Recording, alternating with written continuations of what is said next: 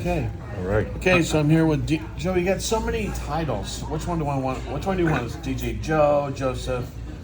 You can just call me Joe. Joe. Yeah. Okay, just call. But, Okay. Yeah. But on my author Yeah. title is Joseph DJ Dimension Mercado. Okay. Yeah. So I use my And name. your real name from birth. is Joseph Mercado. Okay. Yeah, good. yeah. And Joe just for short. And then Right. any other names you want to throw in there at any time you can. No, maybe some old school names that I'd rather not bring up right now. Yeah, but- so those are prayed over. So hopefully we can catch Joe, and I should have got a microphone thing. It's because he's soft-spoken or whatever. We're in Yoshi's again, Daryl's favorite place. I already got to meet a district attorney. Got to meet him today here. While Okay. you guys was here early, so Nice. that was interesting. You never know who you're going to bump into. You know, Yeah. I wasn't in trouble, thank God. But he was like, "Are you going to film me?" I go, "Not today. I'm waiting for DJ Daryl. No warrants. Yeah, no, I'm good. But I know. Yes, I'm good. So I wanted to just have you share some things your heart, but also how we came across each other, how we met. I actually met through Daryl. Let me swing this around. Daryl's right over here still. And then you have a young man with you. Who's that? That's Isai. Isai. Yep, that's my Thanks, son, Isai. Isai. That's your son, Isai. Okay. So we got a few people here. Other people are gathering. It's lunchtime. But so I heard about you through Daryl. Do you remember the whole story, Daryl? Yep. That you said, "Hey, there's a DJ from New York." Do you I remember the it. story? Okay, go ahead. I talk about it. Okay. I talk about it very, very often. Very often during sharing with friends the experiences and coming, transitioning to Phoenix. You're not from Wyoming with that No, accent. yep, Where are you from? From New York New York. originally. Yep. Okay. From New York originally. And at that time it was 2003. In 2003 I had an accident. I had a near-death experience. At that time, Where were you at when that happened? At that time, I was in Queens, New York. It was at a place called PS1, where thousands of electronic music fans would gather. They have, to this day, they still have DJs from all around the planet come and perform there. In New York. In New York, in Queens, New York. So at that time, William Rosario and I, that's my music partner. I was DJ Dimension, and we had a group called Mega Men. This ran from about 1997 to present, but at that time, to when I moved from New York, was about 2002. That's when I had my injury. We were live streaming in 2000 on 6 turntables, and it went around the world. That gave us a record deal, and we were in stores all over the world. HMV, Virgin Megastore. We were doing in-stores at these stores. Gained a residency in Miami, South Beach, Miami. That led to exposure on MTV2 and Telemundo, where we DJ'd on a show called The Roof and a showcase during. So you were on your way. Yeah, it was very much there. We were creating a schedule for a tour, Ghetto Soul Sessions tour. And that was Ghetto Soul Sessions. It was a form of electronic music that I created. That was a mesh of hip hop, but it was kind of more my soul. So people were like, "What is that?" You know, it's not hip hop, it's not electronic. It is, but it's more just my expression of art. And it was ready, but at that time, also I was going through a lot of stress, family stress as a young dude. I wasn't aware of the things that take place when you have a family and you're trying to make it to the next level as an artist. I got at that time partying a lot. Everything was available. Yeah, everything was available. You know, you go down to Miami. You go DJ Dimension. What do you want? It's all there. Yeah. I'll take this, and we'll leave this for our friends and the ladies. Yeah. You know, and we would have the hotel right on the strip in Miami. We were the Mega Men. They'll have signs for us. And tickets to restaurants, Gloria Stefan restaurants. We would go to Key West DJing, and it was beginning to really morph, where the electronic music scene at that time in New York, guys like Masters at Work, Louis Vega, Todd Terry, like those names like that really started to gravitate to what we were doing. And then August of 2003, 2002, in the midst of all that, I have a blackout experience in Queens, New York City. Were you in a club, Joe? No, it was outside. Outside the club? Yeah, and there was about maybe 2,000 people there. The music was bumping, and William Rosario and I were there to meet the promoters, to create a show there. And spending that day was Africa Bambaataa. So to me, that was really dope because I'm from the Bronx in Harlem. Africa Bambaataa, at that time, according to legend, one of the pioneers of hip hop, godfathers of hip hop. I'm DJ Dimension on the rise. We're gonna connect with. This was big. Africa Bambaataa, yeah, exactly. It was big at that time. And then it was an August day. It was the week after a major blackout in New York City. So I think it was 2002, 2003. I had to do the research. Because I think I moved here in January 2004. So it's 2003 when that happened. And it was hot, humid. Like I said, I was on the run. DJ Dimension was on the run. He was on fire. Nothing mattered. Nothing mattered at all. We were in. We were going in. And then my friend was there. William Rosario was here. And I remember he had the two-way pager phone in his hand. And that's one of the last things I see. And there was gravel on the floor, and I fell. I'm close to 6 feet tall, straight down to the gravel where I busted my head open, 300 stitches. 300 stitches? 300 stitches. The only thing I remember that day was everything began to close. Mm-hmm. I could see my friend, William, and then a woman came to help. And I believe that it was an angel, but she said she was a nurse. Mm-hmm. And it helped to calm me. And the paramedics showed up. They put me on the stretcher. And what do? I throw my hand up, and the people cheer. I'm still looking for that. Even in that, I was ripped apart. Yeah, I was ripped apart. During that experience, I think I woke up maybe the next day. I don't really recall. It was 2 days later. At that time, my wife at the time and my friend William Rosario and another friend, they were the first people that I see that were there. But, during that time, my spirit went on a journey. Okay? And I didn't recall it until later. I began to, at that time, I didn't know that I was beginning to step into this journey with Jesus. I was really fighting it, guys. I really wanted the music. I kept on slipping into where I was being stripped of everything. And then one day, my friend William Rosario, he goes, "Yo, man, this church that I go to, they have they're having this retreat in upstate New York. I want you to come." Oh man, is there a fee? Is there? Yeah, I think it might be whatever, maybe $50. I don't remember what it was. Nah, man, I don't got no. Nah, man. I gotta spend my budget. I gotta buy my weed. And still on that path. Even though I was destroyed, I'm gonna become this electronic music superstar. Yeah. I kept fading. My wife at the time and my kids, she did a pop-up move and moved to Phoenix, Arizona for work. And it left me in New York there with a choice. Now, with your family gone and you're here, what happens? And I was there in our projects apartment in Queens, New York City. It was empty and just me with my music. So William responds to me again. He comes back to me, "Yo, Dimension." I spoke to my pastor.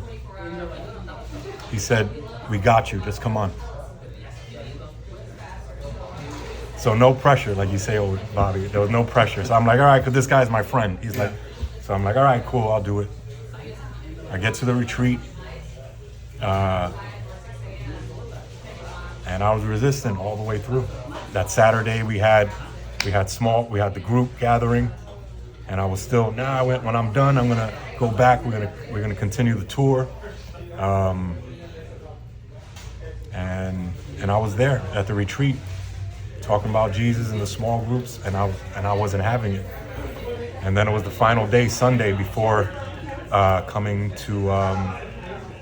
going back to New York and making a choice to eventually come here to Phoenix. I went on the stage, my friend William, there's guys going up testifying, talking about, hey, I went through this, and then William gets on the stage, and then he goes, hey, I want to introduce my friend. He's been through all this stuff, and he just got to tell his story. So he pulls me up. I wasn't going to go up. I was still resistant up to that point. I get up to the point, I start talking. I tell my story, and there had to have been maybe 500 men, and I felt the Holy Spirit wash over me. Wow. And it brought me new at that moment. I remember I had on fatigue pants. I had on black glasses, kind of like the old school, kind of military kind of style that you would get for free. I had a beard, and all of a sudden I was brand new. I didn't have a job or anything. I just had this DJ Dimension thing.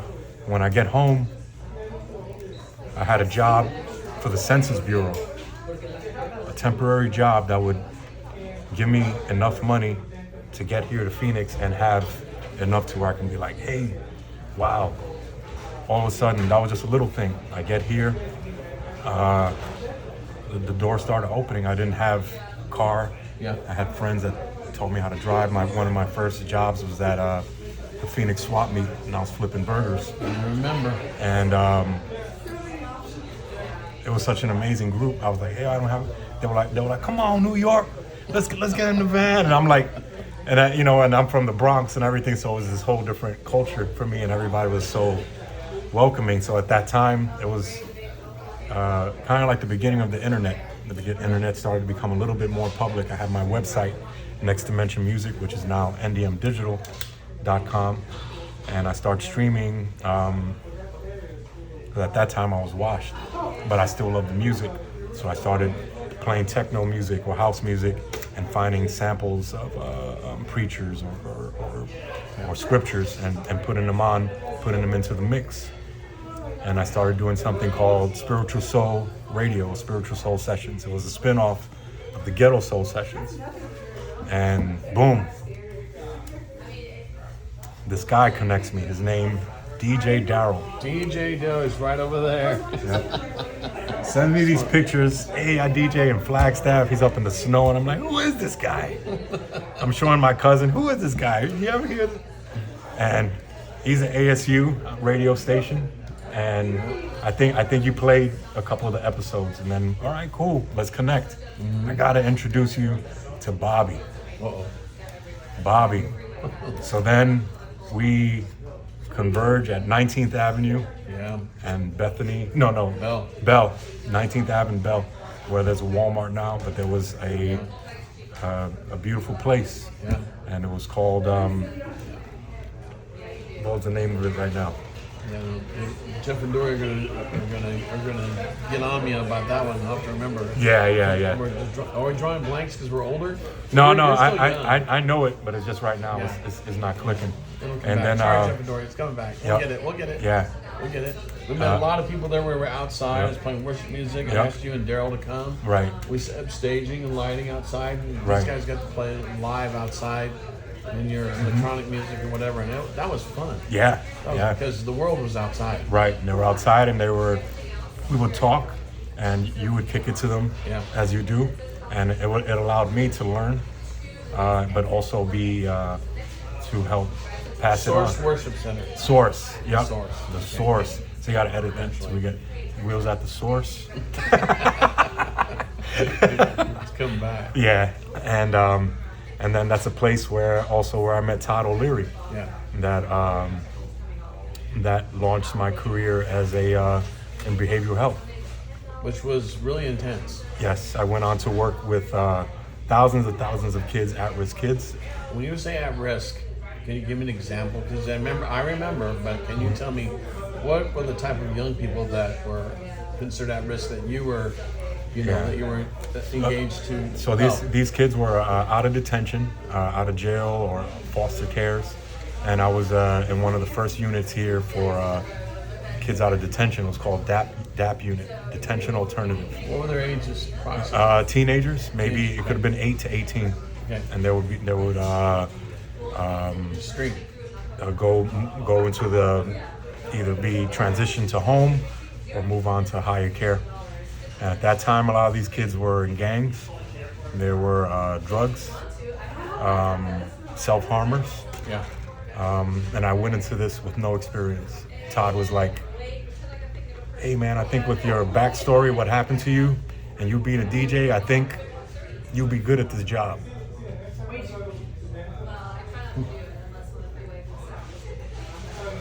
So I was like, "All right, man, I gotta do something because I'm flipping burgers right now for $7.50, and I just got a raise. So let's do it." So I interview for part-time first. They were like, "All right, we like what we see. Let's set up another interview." And I was like, "All right, Todd, let me get a couple days. I gotta clean my system." I was still indulging at that time. Let me do this. I'm ready.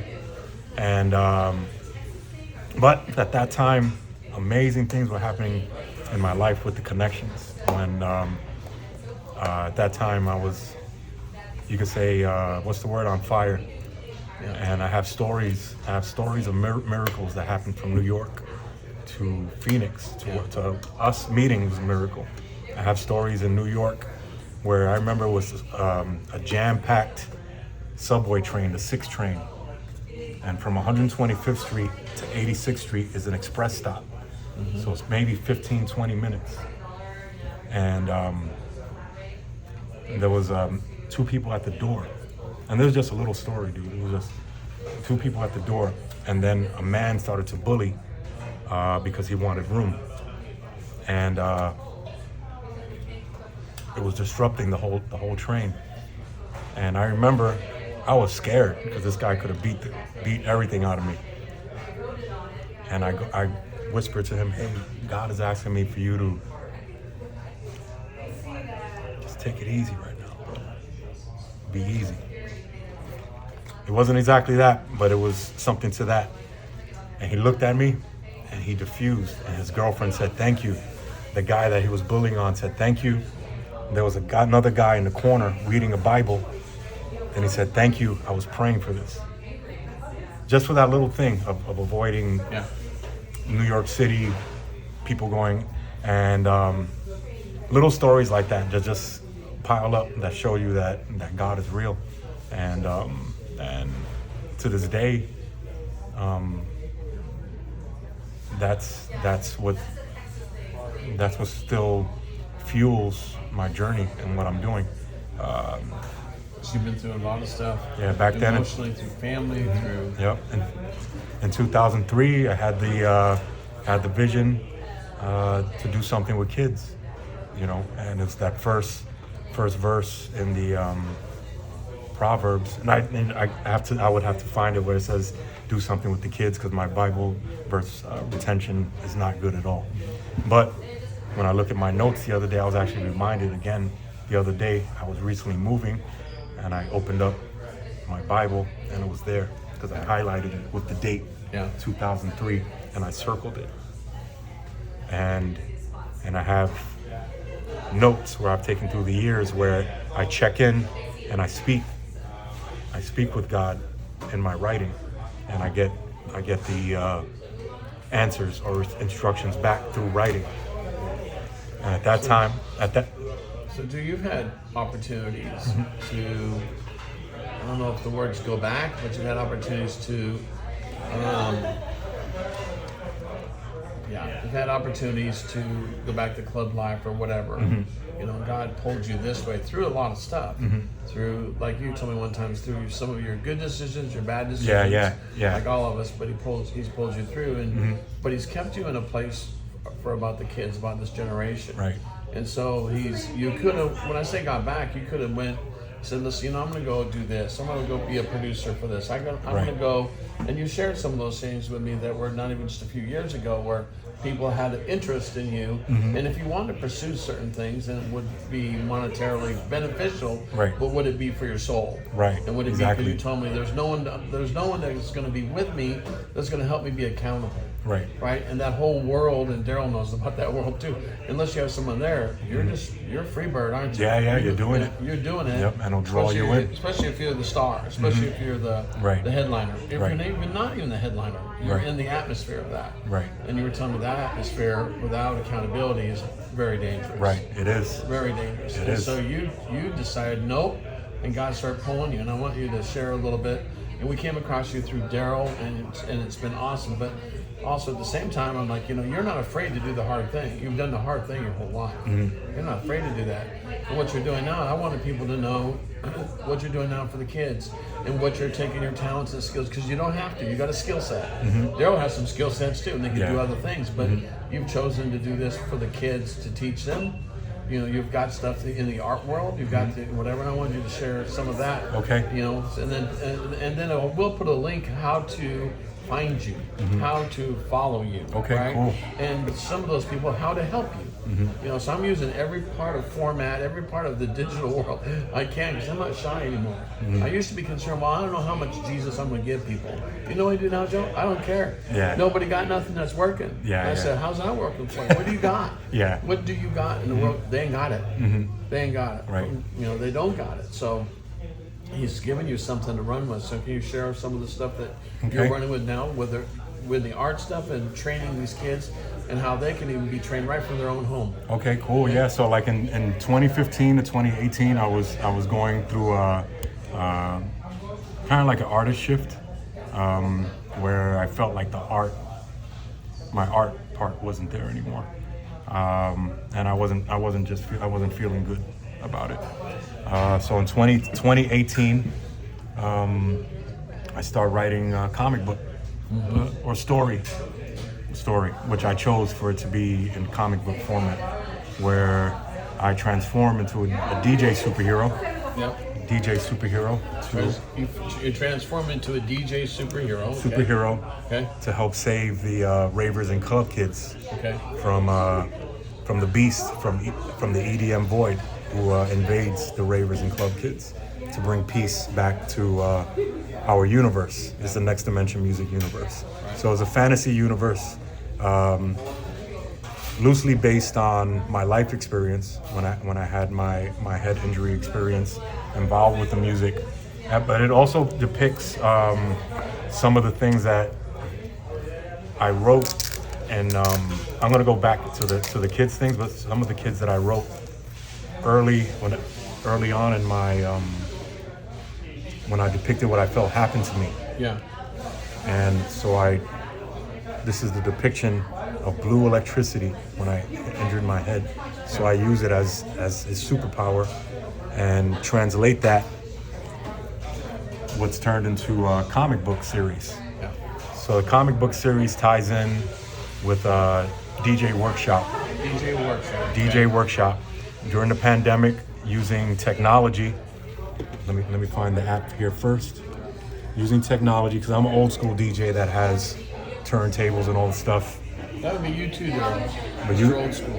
Using technology, I started to bring together my gift, DJing, with my other gift, working with kids. Yeah. That I went in hardcore, going back to some of the kids that I used to work with. A lot of them were self-harmers. Yeah. I remember working with kids who they would go on top. It was a one-story roof. They would go on top of the roof, cutting themselves with anything, whatever they had, glass. And I was so on fire at that point. I would go up, no gloves or anything, and I'd be like, what do you think God wants right now? And the kid would give me a piece of glass and walk with me and then call the paramedics together with me. I got to the point where if they wanted to run away, they would come and talk to me first. Mr. Joe, I want to leave. I'm tired of all these girls. All my boyfriends waiting for. So what are we gonna do about it? And I would walk with them outside a couple blocks away, and I would get to the point. All right, what are we gonna do? If you get past this point with all the information I gave you, I still have to follow through. What are we gonna do right now? And a lot of times they'll leave, but it was that thing that we started to create. So I took that thing that I have with the youth, and I combined it with my DJ art, and I started Creative Dimensions DJ workshop, where I'm teaching kids how to DJ. I'm teaching them all the technical skills, but in between, I'm showing them how to make a playlist using positive vibes, making a playlist as a gift for a friend. I'll be like, hey, I understand everybody wants to listen to XYZ kind of music, but over here we're working on the beats and the technical. And the people that book me or book the class, they know my mission. Yeah. They know that it's done through Christ, and it's done with the purpose of teaching the kids, exposing them to the gift, but then giving them the tools to go into their art with more awareness. So the art, the DJing, whatever, the Boys and Girls Club, you work with them, right? Still Yes. working with them? Yep. Boys and Girls Club, Free Arts. That's all over the valleys. At group homes all over the valleys. UMOM. That's a homeless shelter. So I'll go and work with their kids. Soul River Pima Indian community. I go to different group homes out there. I work with 2 or 3 kids at a time. Native American? Native Americans, yep. And I share my story with them. Yeah. I show them the pictures from my accident. Yeah. I talk to them about resiliency. With the Native American community, I'm actually able to speak straight up about Christ and God, which is amazing. Yeah. And I would really like to get to that point where it's 100% transparent. Yeah. But I get into the schools and stuff like Yeah. that, so it becomes. They have some limitations for you. Yeah. So I do it with the positive energy. Yeah. Up front, I'm telling them, hey, this is my mission. But when I bring it to your kids, this is what we're doing. Yeah. So I'm teaching them how to get, different creative jobs of a DJ, becoming a radio DJ, producer, licensing, becoming a music teacher. How old are some of these young people? We range from first or second grade to young adults, so like 17, 18. Yeah. And now I'm getting ready to launch and go online with the project. Yeah. It's still in the beta phase where right now we're in February 2025. And just testing, trying to get kids online at a low cost where I can reallocate some of the How things. can people help you, Joe? We got all the information on ndmdigital.com, Creative Dimensions How they page. can help, how they can reach you, how they can learn. Yep, how they can learn to be online. We have all the information there as far as the organizations that we're with, our mission. We have a donate link there that goes to PayPal. So far, You're doing everything to stay alive. Yeah. So it's not you're not getting rich and famous right now. Right. Yeah. And it's not about that. It's about spreading the goodness through art, you know, and really. How rewarding has this been? Yeah, and showing them the journey, and be like, hey, sometimes life is gonna take you and give you the old one too. Yeah. How are we gonna bounce back? You're gonna bounce back with friends. Yeah. We're gonna bounce back with our art or that thing that we enjoy, and then compounding that. You gonna go down? I do. All right, brother. Thank you so much. Yeah. It's For good Gerald meeting you. Thanks for Gerald joining us. Joe, thanks a lot. I know he's off and running. Later. All right, brother. Remember, Nice seeing you. Everything we're talking about is relationships, speaking, listening, and reacting. Yeah. It's a reoccurring theme between everyone that's been talking. Yep. Amen. So, so that's where we're at, man. It's an amazing project. I've been doing it now for 3 years. I've been doing it at schools, with libraries, group homes, and now I'm bringing it online. where I'm looking to launch it and really take it to a level where I can really do it the way the mission wants, without any limitations and stuff. That's fine, and the kids still get the great experience, but I would like to get to the point where it's really real, and that takes time and patience, and I'm doing it. So if anybody's interested, check out ndmdigital.com. You can check me out as a DJ. I do community events all over Phoenix. I also do sound. I have I published my comic book series. Yeah, That awesome. now I'm been recognized by Phoenix Fan Fusion. I've been on the author panelists. Yeah.